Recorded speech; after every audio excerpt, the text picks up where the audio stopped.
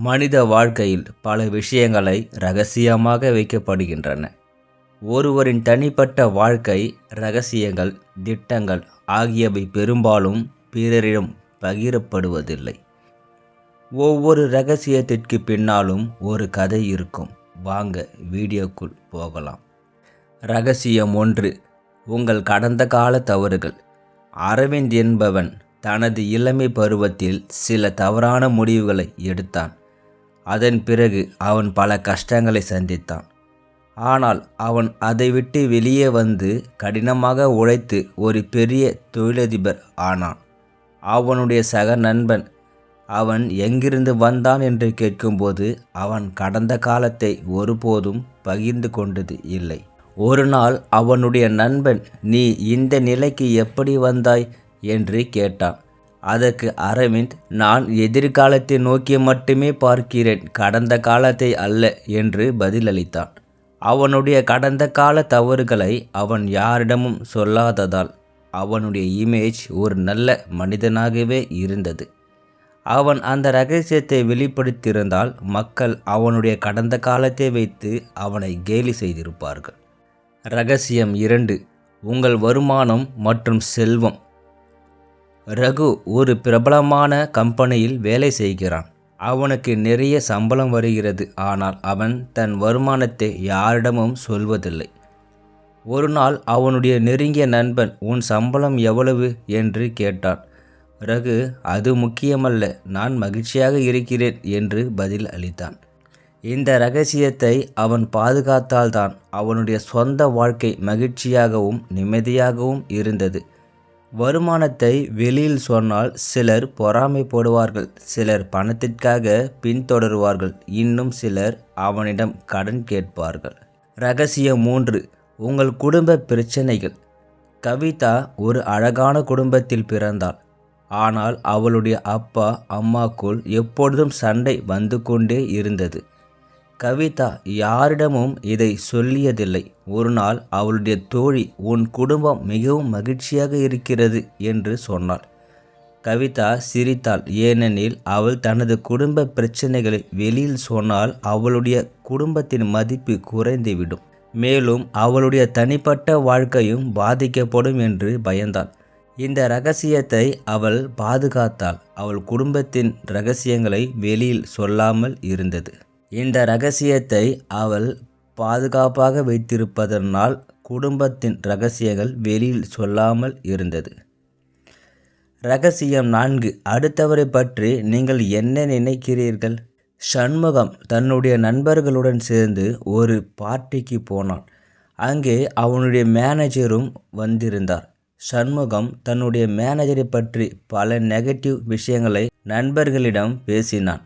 அது அவனுடைய நண்பர்கள் மூலமாக மேனேஜருக்கு தெரிந்துவிட்டது. அதனால் சண்முகத்திற்கு ப்ரொமோஷன் கிடைக்கவில்லை.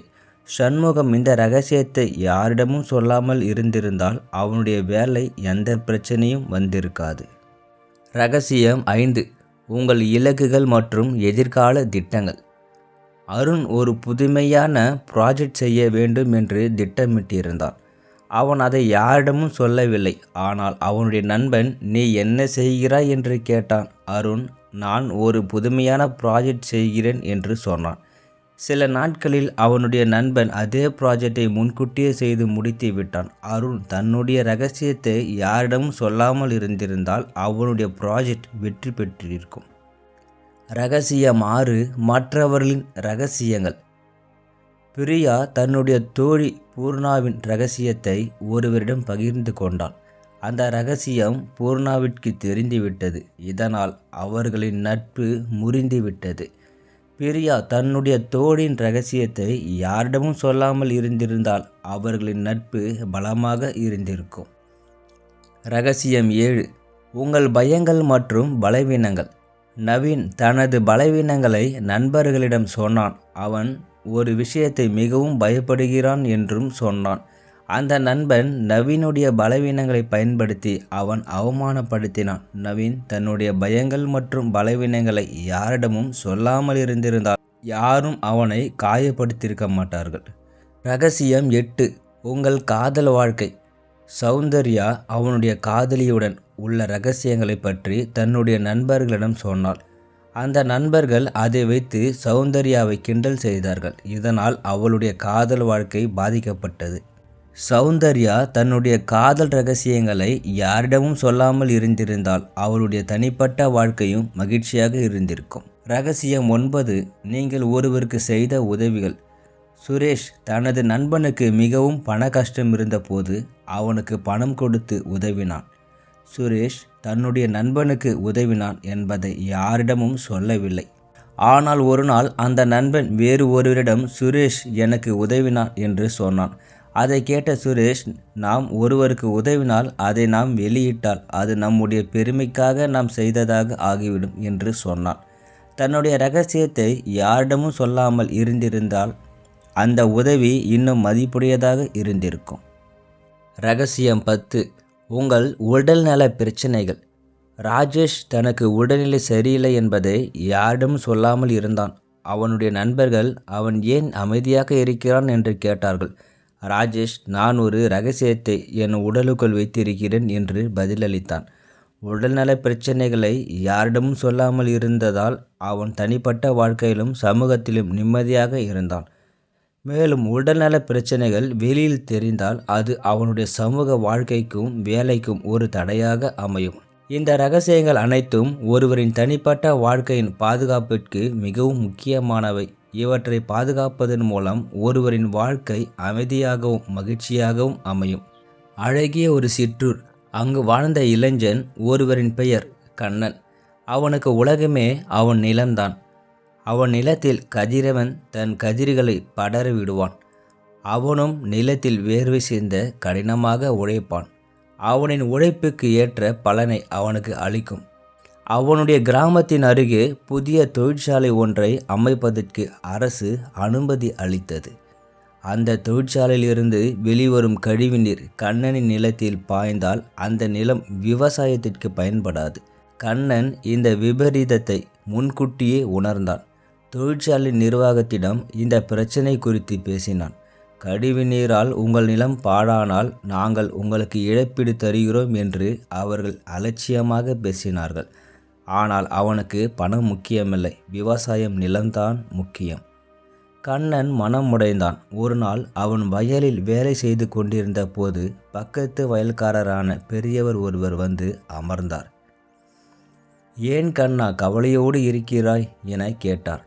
நடந்ததை கண்ணன் அவரிடம் விவரித்தான். பெரியவர் கண்ணனின் முதுகில் தட்டி கொடுத்து, உன் கவலை எனக்கு புரிகிறது.